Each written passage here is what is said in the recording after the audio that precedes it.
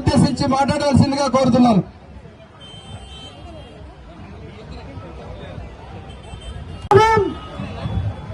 Municipality మరియు mandal assembly నుంచి వచ్చిన టీడీపీ లీడర్స్, టీడీపీ శ్రేణులు, బీజేపీ కుటుంబ సభ్యులు, జనసేన కుటుంబ సభ్యులు, ఎన్డీఏ కూటమి కుటుంబ సభ్యులందరికీ, అలాగే అసహ్య ప్రజానికానికి, నా అక్క చెల్లెళ్లకు, అన్నదమ్ములకు అందరికీ కూడా నా హృదయపూర్వక వందనాలు, నమస్కారాలు తెలియజేస్తున్నాను.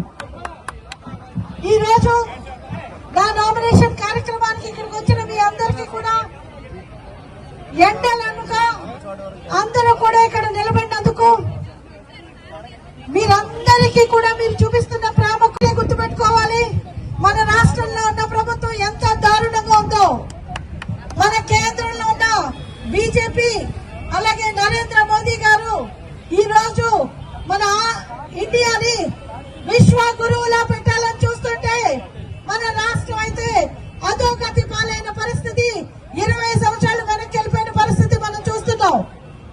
మన మేనిఫెస్టోలు ఈ రోజు సామాన్య ప్రజల మేనిఫెస్టో ఉంటే మన రాష్ట్ర ప్రభుత్వం ఎవరైతే దేశం కోసం చిత్తశుద్ధిగా పనిచేస్తారో, ఒక విజనరీ లీడర్ చంద్రబాబు నాయుడు గారు అయితేనే, అలాగే ఏసీ గదుల్లో కూర్చుని హాయిగా జీవితం గడపగలిగే కూడా ప్రజల కోసం, మీ కోసం నేను వస్తానని చెప్పి, నేను సైతం అని చెప్పి మనందరం కూడా ముందుకు సాగడానికి ఈ రోజు మీ వెంట నేను ఉంటాను.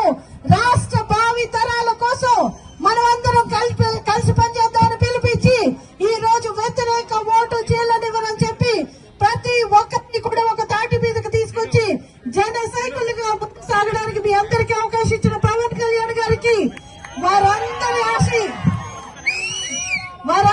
ఆశలు నెరవేరాలంటే ఈ రోజు మనం చూడాలి. మనం అందరం కూడా నడుం బిగించాలి. ఈ దుర్మార్గపు ప్రభుత్వం మీద మనం అందరం కూడా ముందుకు కదిలి అందరూ చేతులు వేళ్ళని కలిస్తే బలం అవుతాయి. కాబట్టి పీడికెళ్ళి బిగించి మనం అందరం కూడా ముందుకు సాగడానికి నరేంద్ర మోదీ గారి అభివృద్ధి ఆంధ్రప్రదేశ్ కి రావాలంటే, డబుల్ ఇంజన్ సర్కార్ రావాలంటే మనం అందరం కలిసి మన అమూల్యమైన ఓటును ఎంపీగా కమలం గుర్తుకు వేసి నన్ను గెలిపిస్తారని కోరి ప్రార్థిస్తున్నాను. అలాగే డబుల్ ఇంజన్ సర్కార్ రావాలంటే రాష్ట్రంలో కూడా మనకి ఎమ్మెల్యేగా ఎవరైతే కూటమి అభ్యర్థులుగా ఉన్నారో, ఇక్కడ సైకిల్ గుర్తుపై పోటీ చేస్తున్న బోనెల విజయ్ గారికి కూడా మీ అందరూ ఆశీర్వదించి మీ అమూల్యమైన ఓటును వేసి గెలిపించాలని కోరి ప్రార్థిస్తున్నాను.